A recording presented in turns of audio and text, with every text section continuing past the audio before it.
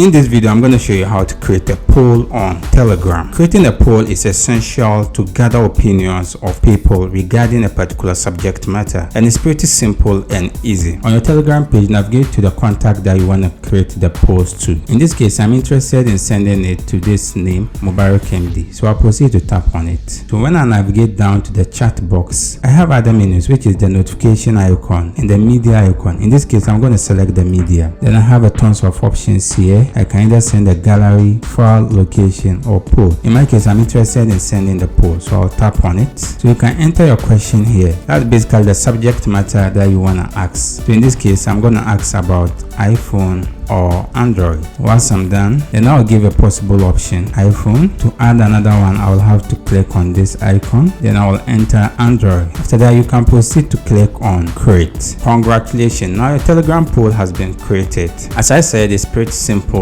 and easy. If you have any question, you can leave it in the comment section. I'll do my best to attend to you. If you enjoyed this video, consider hitting the like button and share it to your family and friends. Don't forget to subscribe to see many content like this. See you in the next video. Bye bye.